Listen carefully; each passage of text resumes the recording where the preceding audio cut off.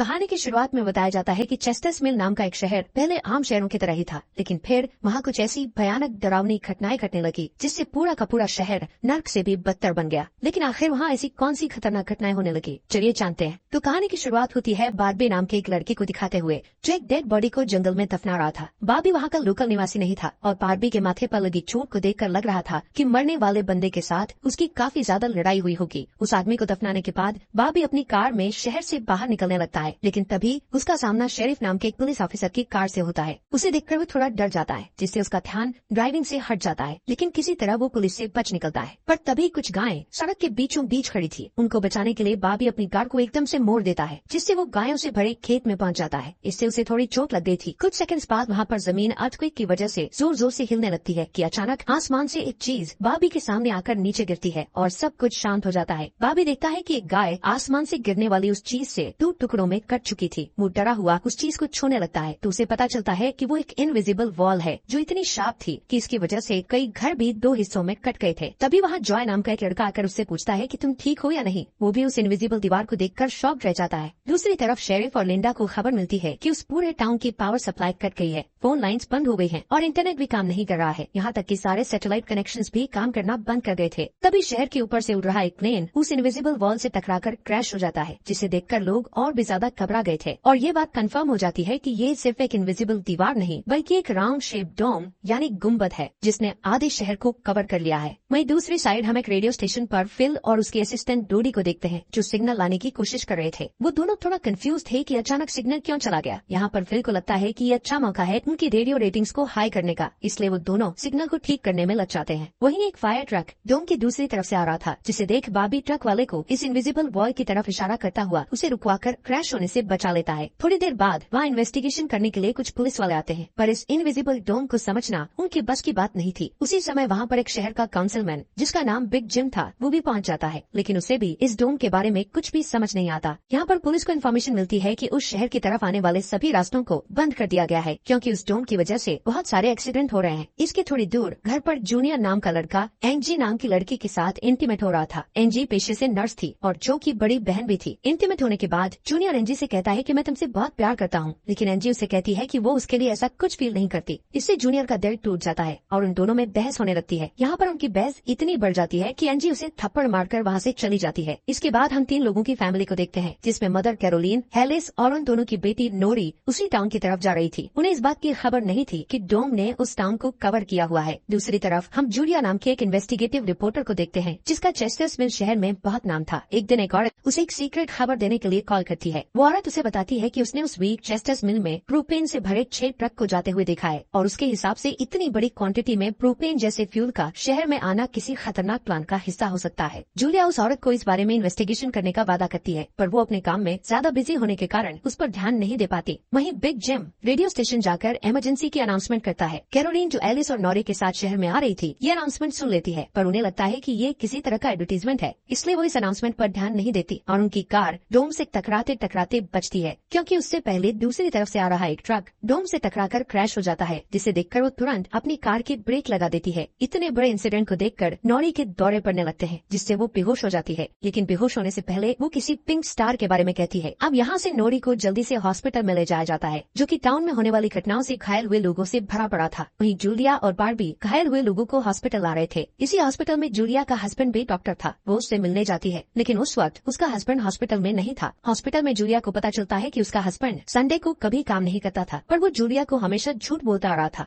Hospital के बाहर हम बार्बी और एंजी को मिलते हुए देखते हैं। दोनों को साथ देखकर जूनियर के अंदर एक अलग सी जलन पैदा होती है। वहीं अब टाउन के बॉर्डर्स को सैनिकों द्वारा सील कर दिया जाता है। बहुत सारे साइंटिस्ट और एक्सपर्ट्स को भी इस अजीब और गरीब मुसीबत का असल कारण नहीं पता चलता, पर कुछ घंटों बाद बिग जिम प्रोपेन के बारे में बात करने के लिए शेरिफ से मिलता है। यहाँ पर उनकी बातों से हमें पता चलता है कि उनको इस डोम के बारे में पहले से थोड़ा बहुत पता था, पर वो इस पर खुलकर बात नहीं कर रहे थे। वहीं बार्बी को उस टाउन में एक दिन के लिए रुकना था, पर उसके पास ठहरने के लिए कोई जगह नहीं थी, इसलिए वो अपनी कार में ही रात बिताने का फैसला करता है। तभी जूनियर उसके पास आता है और उसे एंजी से दूर रहने को कहता है। धीरे धीरे उसकी बात धमकी में बदल जाती है। बार्बी हैरान होता है कि आखिर उसकी गलती क्या है। इसी बीच वहाँ जूली आ जाती है, जिससे वो झगड़ना बंद कर देते हैं। यहाँ से सीन शिफ्ट होता है और हम देखते हैं कि टाउन के ऐसे हालात से लापरवाह होकर एक जगह कुछ टीनेजर्स पार्टी कर रहे थे। इनमें जॉय भी था। जॉय एक लड़के से वहाँ के हालात पर बात करने लगता है, लेकिन अचानक जॉय को दौरा पड़ने लगता है और वो पिंक स्टार के बारे में बोलने लगता है, जैसे कि पहले नॉरी ने बोला था। वहीं जॉय की बहन एंजी घर पर अकेली होती है। तभी अचानक उसके घर में जूनियर घुसकर उसको किडनैप करके अपने फादर के टूटे फूटे शेल्टर में ले जाता है। यहाँ पर वो उसे बताता है कि मुझे पता है शहर को कवर किए इस डोम के बारे में। यहाँ पर एंजी को उससे ये भी पता चलता है कि बिग जिम ही जूनियर का फादर है। जूनियर एंजी को ये भी बताता है कि उसके फादर अपनी फैमिली की सुरक्षा को लेकर हमेशा चिंतित रहते थे, इसलिए उन्होंने फैमिली के लिए ये शेल्टर बनाया था। वहीं दूसरी साइड जूलिया बाबी को अपने घर में ठहरने के लिए लाती है। तभी अचानक बाबी की नजर उसके हस्बैंड की फोटो पर पड़ती है और उसे रियलाइज होता है कि ये वही आदमी है जिसे उसने सुबह मारा था। दूसरी तरफ लिंडा और शेरिफ सभी व्हीकल्स पर नजर रख रहे थे ताकि कोई भी गलती से इस डोम से न टकरा जाए। तभी अचानक शेरिफ को अटैक आ जाता है और वो वहीं पर मर जाता है। अब यहाँ से हमें सुबह की घटना फ्लैशबैक में दिखाई जाती है, जहाँ बाबी टाउन में जूलिया के हस्बैंड जो डॉक्टर थे उनसे मिलने आया था। वो उनसे कुछ पेमेंट की बात करता है, पर डॉक्टर उसे पेमेंट देने से इनकार कर देता है, जिस वजह से उन दोनों में झगड़ा हो जाता है और एक्सीडेंटली बाबी उसे गोली मार देता है। बाबी जानता था कि भले ही उसने उसे गलती से मारा है, पर उसे इसकी सजा मिलेगी और इससे बचने के लिए उसने उसकी बॉडी को जंगल में दफना दिया। वहीं प्रेजेंट में सुबह उठकर बारबी देखता है कि उसके गले की चेन गायब है, तो वो जूलिया से इसके बारे में पूछता है। जूलिया उससे कहती है कि वो उसकी चेन को ढूंढकर उसे दे देगी, पर तभी बाबी को याद आता है कि वो चेन उस केबिन में ही गिर गया था जहाँ उसने उसके पति को मारा था। उधर जॉय अपने फ्रेंड बेन के साथ था, जिसने पिछली रात सीजर के वक्त उसकी मदद की थी। बेन जॉय से पिंक स्टार के बारे में पूछता है, जो उसने रात को दौरा पड़ते वक्त कहा था, लेकिन जॉय को उसके बारे में कुछ भी याद नहीं आ रहा था। वहीं रेडियो स्टेशन में डूडी एक स्पेशल डिवाइस की मदद से डोम के बाहर वाले लोगों से कांटेक्ट करने में सक्सेसफुल हो जाती है। वो सोल्जर्स को आपस में बात करते हुए सुन सकती थी, पर वो उनसे कुछ नहीं कहती। वहाँ सोल्जर्स भी कंफ्यूज थे कि आखिर ये इनविजिबल बॉय क्या है। दूसरी तरफ बिग जिम रेस्टोरेंट में बैठा ब्रेकफास्ट कर रहा होता है कि लिंडा वहाँ आकर उसे शेरिफ के मरने की खबर सुनाती है, जिससे वो लोग तुरंत बंकर में डेड बॉडीज को दफनाने वाले के पास जाते हैं, जिसका नाम लेस्टर था। उधर एंजी शेल्टर में किसी को मदद के लिए बुलाने की पूरी कोशिश करती है, पर वो कामयाब नहीं होती। तभी जॉय वहाँ आता है और उसे चेन के जरिए बेड से बांध देता है। वहीं बिग जिम लेस्टर को अपने साथ लेकर आता है, जो कि शेरिफ का ही दोस्त था। शेरिफ की मौत से वो बहुत दुखी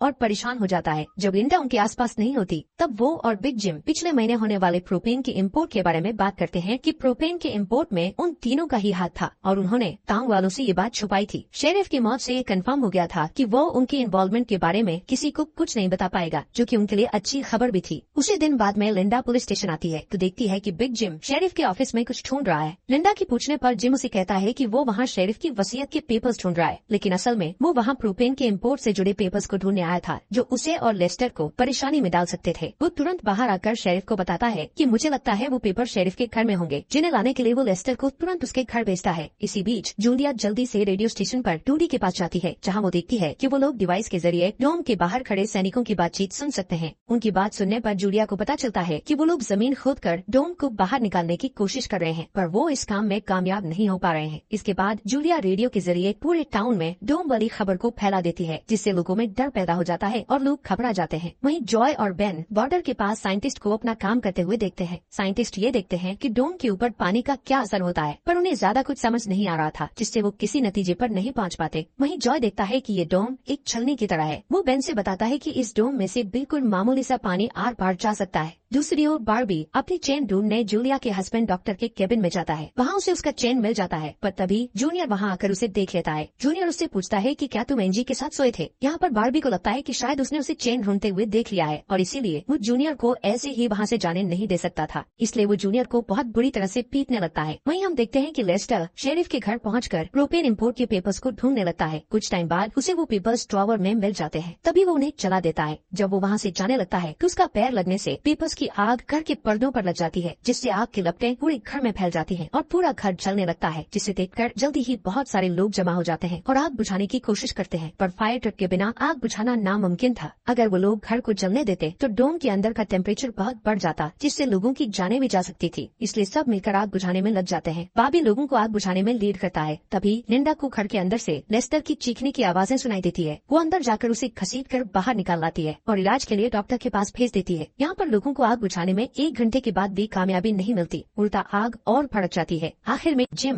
लोडर लेकर आता है और घर को गिरा देता है। तब कहीं जाकर आग शांत होती है। इसके बाद सारे थके हुए लोग इकट्ठा होते हैं। उनमें से पॉल नाम का एक पुलिस वाला फ्रस्ट्रेट होकर कहता है कि हम सभी लोग इस डोम से कभी भी बाहर नहीं निकल पाएंगे, क्योंकि ये डोम आग से जो धुआं निकला है उसे बाहर नहीं निकलने दे रहा। वो कहता है कि हम सभी इस डोम के अंदर ही मरने वाले हैं। इतना कहता हुआ वो हवा में गोली चला देता है, जो कि डोम से टकराकर एक दूसरे पुलिस वाले को लग जाती है और वो तुरंत मर जाता है। यहाँ पर पॉल को अरेस्ट कर लिया जाता है। अंधेरा होने पर जॉय और उसके दोस्त स्केटिंग के लिए जाते हैं। तभी वहाँ पर नोरी जॉय के पास आकर उसे कहती है कि उसे अपना फोन चार्ज करना है। जॉय उसे अपने घर ले जाता है, क्योंकि उसके घर में जनरेटर था, जो कि उस टाउन के गिने चुने घरों में ही था। उधर लिंडा पॉल को जेल लेकर आती है। वहाँ कुछ लोग पुलिस स्टेशन के बाहर प्रोटेस्ट कर रहे थे। असल में वो लोग पुलिस के घटिया सिस्टम का विरोध कर रहे थे। जिम उन सबको ये कहकर शांत करता है कि जरूरत पड़ने पर उन सबकी मदद की जाएगी। लॉकअप में बंद होने के बाद पॉल को हार्ट अटैक आ जाता है, जिससे लिंडा उसकी मदद के लिए दौड़कर अंदर जाती है। लेकिन तभी उसे पता चलता है कि पॉल सिर्फ अटैक आने की एक्टिंग कर रहा था। इसी मौके का फायदा उठाकर पॉल उसे धकेलकर उसे लॉकअप में बंद करके वहाँ से भाग जाता है। इधर बंकर में जूनियर फिर से एनजी के पास जाता है। एनजी समझ चुकी थी कि अगर उसे यहाँ से निकलना है तो उसे जूनियर को छोटे जाल में फंसाना पड़ेगा, इसीलिए वो उससे अपने बचपन की यादें साझा करती है, जब वो दोनों एक बंद टनल में जाया करते थे, और कहती है कि हो सकता है डोम का टनल पर कोई असर नहीं हुआ हो तो वो लोग बाहर जा सकते हैं। यहाँ पर एनजी सोचती है कि अब वो उसके प्यार के जाल में फंस गया है तो शायद वो उसे छोड़ दे, लेकिन ऐसा कुछ नहीं होता। जूनियर अकेले ही उस टनल में जाने का प्लान बनाता है। वहीं जिम जब पुलिस स्टेशन में आता है तो पॉल की जगह लिंडा को लॉकअप में बंद देखता है। वो तुरंत उसे लॉकअप से बाहर निकलता है। उन्हें पता चलता है कि पॉल अपने साथ एक राइफल और कुछ गोलियां लेकर गया है। लिंडा तुरंत उसकी तलाश में जंगल की ओर निकल जाती है, क्योंकि उसे पता था कि पॉल अक्सर शिकार करने जंगल की तरफ जाया करता था। वहीं जिम पॉल को पकड़ने के लिए एक टीम तैयार करता है। उधर रेस्टोरेंट में बैठी कैरोलीन को नॉरी की फिक्र हो रही थी, क्योंकि वो पिछली रात अपनी दोनों मदर्स को बिना बताए जॉय के घर रुक गई थी। वहीं जिम लोगों से पॉल को तलाश करने के लिए उसकी टीम ज्वाइन करने को कहता है। वो बाबी से भी उनके साथ चलने को कहता है, क्योंकि वो आग बुझाने में अच्छा लीडर साबित हुआ था। इसके बाद वो लोग जंगल में जाने लगते हैं। रास्ते में बार्बी अपनी खूबियां दिखाता हुआ उनसे कहता है कि वो मिलिट्री में भी रह चुका है। वहीं दूसरी ओर जूलिया जूनियर को टनल की तरफ जाते हुए देखती है। वो उसे रोककर पूछती है कि वो बैग पैक करके कहाँ जा रहा है, लेकिन जूनियर बहुत जल्दी में था और वो नर्वस भी था। वो कहता है कि मैं बस यहीं पास में अपने दोस्त से मिलने जा रहा हूँ। इससे जूलिया का शक उस पर और भी बढ़ जाता है और वो उसका पीछा करती हुई टनल तक पहुँच जाती है। उधर जॉय के घर पर जॉय और नॉरी साथ में नाश्ता कर रहे थे। जॉय पहले कभी किसी लड़की के साथ अकेला नहीं रहा था, इसलिए थोड़ा नर्वस फील कर रहा था, जबकि नॉरी कॉन्फिडेंट थी और बातचीत में भी हाजिर जवाब थी। तभी बेन और 2 लड़कियों को अपने साथ लेकर उसके घर आ जाता है, जिन्हें फोन चार्ज करना था। उन्हें इम्प्रेस करने के लिए बेन को जनरेटर यूज करना था, जिसके लिए जॉय बेन को थोड़ी बेदिली से इजाजत दे देता है, क्योंकि उस टाउन में जनरेटर एक बहुत काम की चीज थी और इस तरह उसका मिसयूज करना उसे सही नहीं लग रहा था।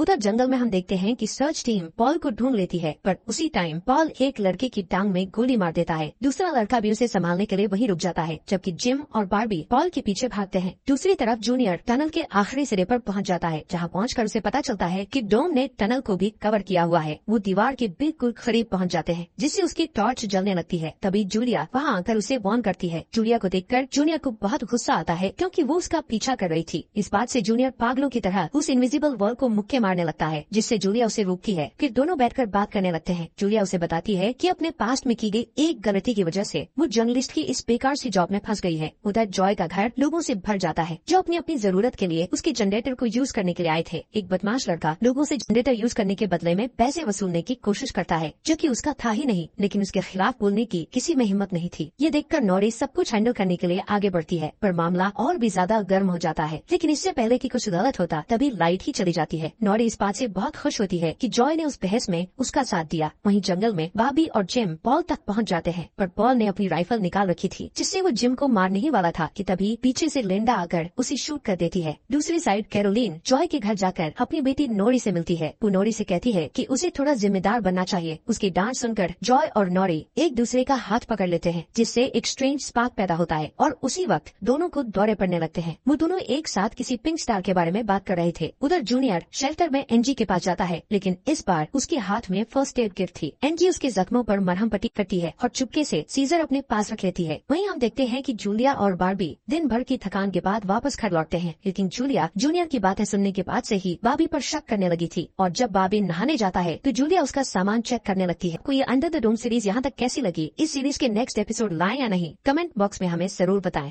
के साथ ये मूवी खत्म हो जाती है। दोस्तों, आपको ये वीडियो कैसी लगी कमेंट सेक्शन में जरूर बताएं। वीडियो अच्छी लगी हो तो लाइक और शेयर करके चैनल को सब्सक्राइब करें, बेल आइकॉन प्रेस करें।